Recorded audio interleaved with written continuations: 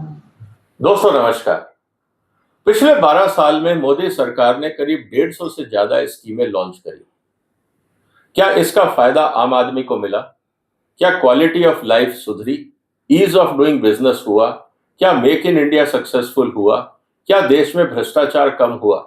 ऐसे बहुत सारे महत्वपूर्ण मुद्दे हैं जिन पे चर्चा जरूरी है। इसीलिए आज की चर्चा का विषय यही रहेगा कि इतनी सारी स्कीम्स होने के बाद भी देश में आम आदमी को क्यों लगता है कि उसकी जिंदगी में सुधार नहीं हो रहा है। और इसी मुद्दे को आज हम विस्तार से देखेंगे और इसीलिए अभी तक जितनी सरकारी घोषणाएं हुई या स्कीम्स लॉन्च की गई, उनके फायदे आम आदमी को क्या मिले और कहां पे और काम करने की जरूरत है और कौन कौन से ऐसे क्षेत्र हैं जहां मुझे लगता है कि अगले 3 साल मोदी सरकार को बहुत क्लोजली काम करना होगा। पिछले 12 साल में बहुत सारी चीजें हुई जिसका फायदा वास्तव में समाज को मिला, इसमें कोई दो राय नहीं। लेकिन जैसे जैसे वक्त बीतता रहा, उसका असर या तो कम होने लगा या लोगों की समस्याओं में परिवर्तन आने लगा, जिस कारण से उसका असर लोगों को अब शायद उतना नहीं दिख रहा है। इसीलिए जरूरत है कि अभी तक जो डिजिटल इंडिया के माध्यम से मोदी सरकार ने बहुत सारी घोषणाएं करी, उसका अब वक्त आ गया है कि जमीनी परीक्षण किया जाए कि वास्तव में जमीनी हकीकत में उसका अभी तक असर है या सुधार की जरूरत है। इसलिए दोस्तों, आज की चर्चा का विषय यही रहेगा कि online to on ground. Modi सरकार ने बहुत सारी चीजें ऑनलाइन करी, लेकिन जमीनी हकीकत जब बदलती है और ऑनलाइन सिस्टम तो वही रहता है, तो अब जमीनी बदलती हुई हकीकत के हिसाब से हमें अपने आप को ढालना होगा। तो इसीलिए निवेदन है कि आप इस वीडियो को पूरा देखिएगा और आज की जो चर्चा है उसको आप शेयर भी करिए और इस चैनल को सब्सक्राइब भी कर लीजिए। अब फोकस क्या रहेगा? Should India's next phase prioritize execution over announcements. बहुत सारी घोषणाएं हुई, रोजगार को लेकर, मेक इन इंडिया को लेकर, स्टैंड अप इंडिया को लेकर, दुनिया भर की घोषणाएं हुई। क्या वास्तव में उसका असर हमारी एमएसएमई को मिला, युवाओं को मिला, रोजगार बढ़े, देश का एक्सपोर्ट बढ़ा? बहुत सारे ऐसे मुद्दे हैं जो आज विवादास्पद हैं। इसलिए जरूरी है कि उनका आकलन किया जाए। सबसे इंपॉर्टेंट बात यह है कि पिछले 12 साल के अंदर बहुत सारे इंपॉर्टेंट डेवलपमेंट हुए जिसको हम नकार नहीं सकते। और उसका सबसे बड़ा कारण जो मैं आपके सामने रख रहा हूं वो ये कि अभी तक जो सरकार का फोकस रहा वो नेशनल कैपेसिटी बिल्डिंग में रहा। इसका मतलब हाईवेज बने, एक्सप्रेसवे बने, airport, railways, digital India, financial inclusion, welfare delivery scheme, direct to bank transfer वगैरह बहुत सारी चीजें सरकार ने करी, इसमें कोई शक नहीं। इसीलिए हम ये नहीं कह सकते कि पिछले 12 साल में काम नहीं हुआ। लेकिन अब सवाल इस बात का है कि जो सोच के सरकार ने ये स्कीमें बनाई थी, क्या वास्तव में जनता को उसका फायदा पूर्ण रूप से मिला? आज सवाल इस बात का है। और जनता यही कह रही है कि साहब हमारी जिंदगी में तो फर्क नहीं आ रहा। इसका मतलब यह है कि जो स्कीमें बनी उसका पूरा फायदा जनता तक कैसे पहुंचे, इसके बारे में अब सरकार को सोचना होगा। अब होता क्या है दोस्तों कि जो जनता है वो अपना जो डेली एक्सपीरियंस है उससे जज करती है। आपने ये कह दिया कि ना खाऊंगा ना खाने दूंगा, भ्रष्टाचार नहीं होगा, लेकिन आज हर व्यापारी को पता है कि बगैर पैसे लिए इंस्पेक्टर काम नहीं करते। हर व्यक्ति को जो हाईवे पे ट्रेवल कर रहा है, ट्रांसपोर्टर है, उसको पता है कि आरटीओ के लोग गाड़ी रोकते हैं, रिश्वत लेते हैं। ये सब चीजें आम आदमी झेल रहा है। तो ये कहना कि ना खाऊंगा ना खाने दूंगा, इससे जनता को फर्क नहीं पड़ता। जनता वो देखती है जो वो भुगतती है, जो एक्सपीरियंस करती है। इसीलिए अब इंपॉर्टेंट बात यह है कि जनता के एक्सपीरियंस को कैसे बदला। GDP matters. ये जरूरी है कि हम ये कह सकते हैं कि भारत तीसरी चौथी बड़ी अर्थव्यवस्था बन रहा है। अब वो उसका क्या फर्क है, ये आंकड़े अलग है। लेकिन जैसा मैंने एक वीडियो बनाया था, अगर आप देखें, कि प्रधानमंत्री जी को जीडीपी के आंकड़े नहीं बोलने चाहिए क्योंकि वो बहुत विवादास्पद हैं और जमीनी हकीकत से बहुत हटे हुए हैं। इसीलिए आज सवाल इस बात का है कि can I find a good job. आम आदमी ये पूछ रहा है, जीडीपी बन रहा हो दुनिया की तीसरी सबसे बड़ी, मेरे को नौकरी मिल रही है या नहीं? आम आदमी का सवाल है। मेरा हॉस्पिटल में इलाज होगा, ढंग से डॉक्टर बात करेगा, दवाइयां होंगी, हॉस्पिटल बेड होंगे, ये सवाल है। ऑफिस सरकार को मैं मेल डालता हूं, क्या जवाब आता है? मैंने तो 50 मेल डाले, ये वो पीएम हो सकते जवाब नहीं आता है, तो बाकी डिपार्टमेंट से क्या है? Are roads in my town maintained? मेरी गांव की सड़कें, मेरे शहर की सड़कें सही हैं? क्या साफ पानी मिल रहा है, हवा साफ है? ये बड़े सवाल हैं। और मेरा जो बिजनेस है, क्या बगैर भ्रष्टाचार के मैं चला सकता हूं? ये बेसिक सवाल है। जीडीपी हम नंबर 3 पे आ जाए, क्या ये सवालों के आंसर मिल जाएंगे? अगर नहीं तो उस जीडीपी का भारत की जनता के लिए कोई मतलब नहीं। अल्टीमेटली सवाल इस बात का है। इसीलिए आज की चर्चा का विषय यह है कि on ground governance issue important है, इसको मोदी जी को एड्रेस करना जरूरी है अगले 3 साल। अब इंप्लीमेंटेशन गैप क्या हो रहा है भारत? अगर आप देखें, पॉलिसीज अच्छी बना दी, आपने पैसा उनमें बहुत डाल दिया, आपने पूरे टेक्नोलॉजी प्लेटफॉर्म बना दिए, डिजिटल इंडिया बना दिया, हाईवे बना दिया, सब कुछ हो गया। इन सब के बाद इंप्लीमेंटेशन की जब बात आती है तो जिलों में और गांव में बहुत फर्क है। लोकल एडमिनिस्ट्रेशन क्या उस मानसिकता से काम कर रहा है जो प्राइम मिनिस्टर चाहते हैं? कोऑर्डिनेशन चैलेंजेस, आप अगर किसी डिपार्टमेंट को कोई चिट्ठी लिखते हो तो दूसरा डिपार्टमेंट किसी और का इंतजार कर रहा होता है। आज चाहे किसानों के मुद्दे हों, चाहे बाकी इंडस्ट्रीज के मुद्दे हों, कोऑर्डिनेशन की बात आती है, शिक्षा नीति की बात है, अपने इंडस्ट्रियल पॉलिसी की बात है, एमएसएमई की पॉलिसीज की बात है। कोऑर्डिनेशन चैलेंजेस आज भी हैं। एंड जो स्टेट ऑफ गवर्नेंस है वो भी राज्य सरकारों के हिसाब से अलग अलग है। लेकिन इंटरेस्टिंग बात यह है कि 75% देश में तो बीजेपी का शासन, राज्य सरकारें भी उन्हीं की हैं, डबल इंजन की सरकार है, उसके बाद भी सुधार क्यों नहीं हो रहा? मोदी जी को ये देखना पड़ेगा, क्योंकि आपकी शक्ल देख के, आपके ऊपर ही भरोसा करके लोगों ने वोट किया था। अब ये जरूरी है कि उस वादे को पूरा किया जाए। इसका मतलब यह है कि reducing this gap can produce greater benefit than announcing new schemes. तो अब मुझे लगता है अगले 3 साल मोदी जी को सिर्फ एक ही काम करना चाहिए कि अपने पीएमओ के अंदर एक वॉर रूम बनाना चाहिए और हर मंत्रालय का मंथली हिसाब होना चाहिए। और तो आर्टिफिशियल इंटेलिजेंस का जमाना है, हर मंत्रालय की परफॉर्मेंस और हर स्टेट गवर्नमेंट की परफॉर्मेंस, कम से कम बीजेपी लेड स्टेट गवर्नमेंट की परफॉर्मेंस तो मोदी जी कर ही सकते हैं। इससे पता लग जाएगा कि कौन सा डिपार्टमेंट और कौन सा स्टेट कितना काम कर।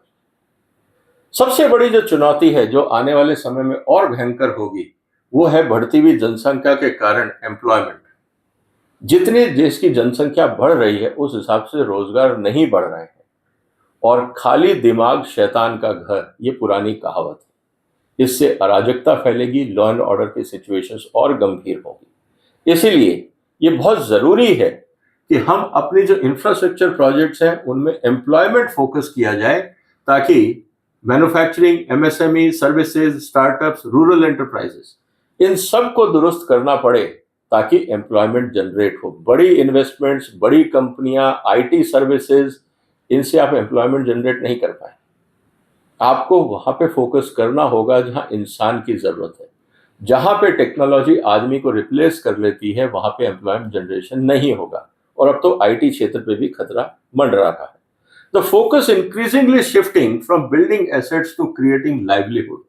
आपने हाईवे पे पैसा लगाया, पोर्ट्स बनाए, एयरपोर्ट्स बनाए, सब कुछ हुआ, लाइवलीहुड के सवाल अब खड़े हो।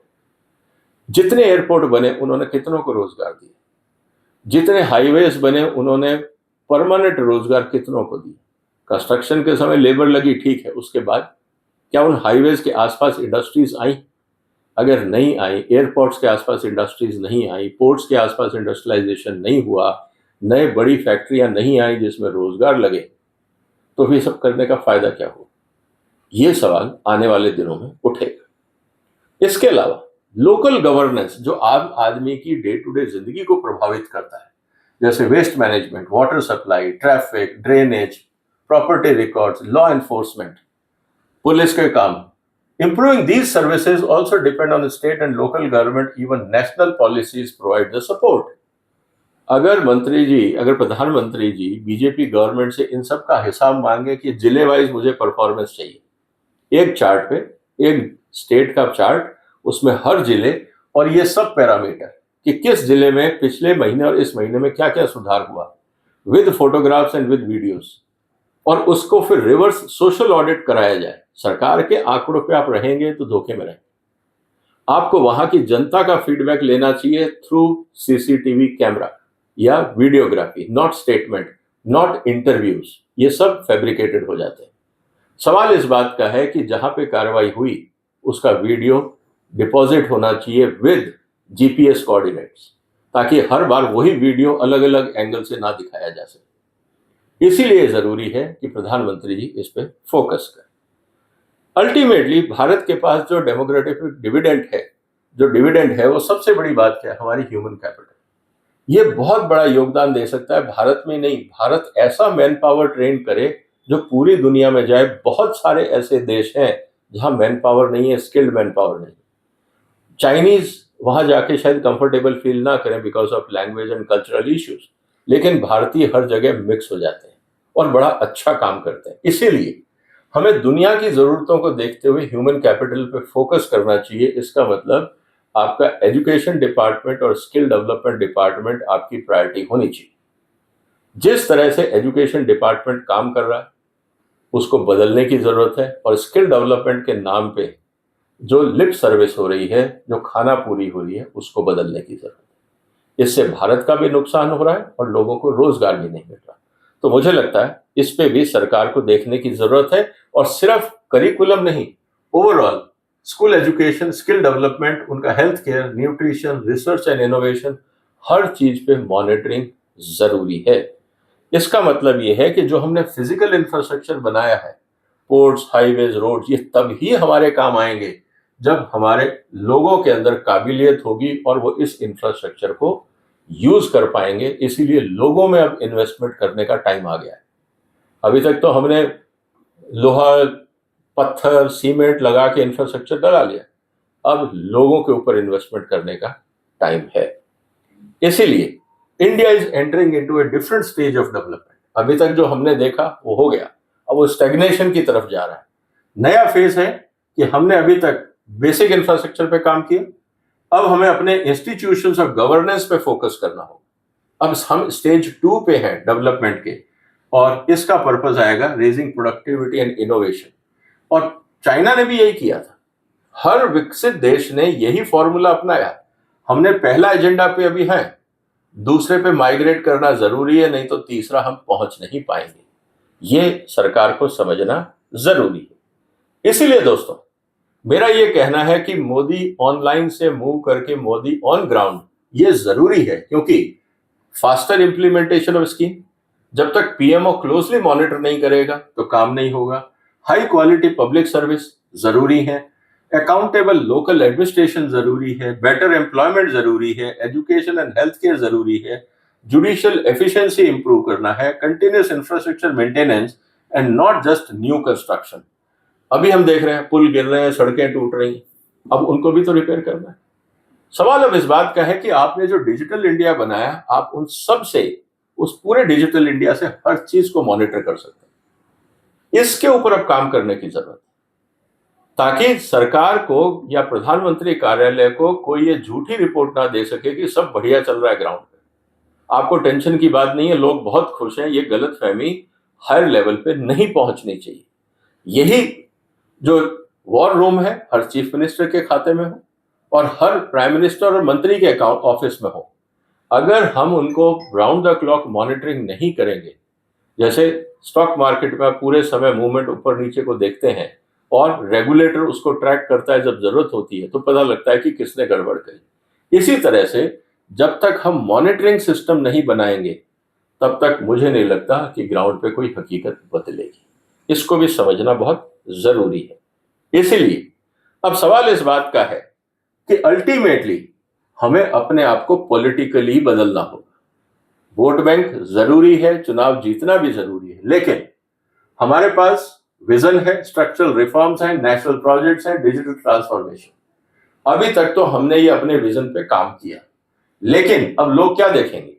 ये सब आपने कर दिया पिछले 12 साल में। अब लोग ये देखेंगे, क्या आमदनी बढ़ी, क्या जॉब बढ़े, क्या आम आदमी की पब्लिक सर्विस क्वालिटी बढ़ी, करप्शन घटी, ईज ऑफ डूइंग बिजनेस हुआ, और ओवरऑल जो आउटकम है सिटीजन्स का, आर दे हैप्पी?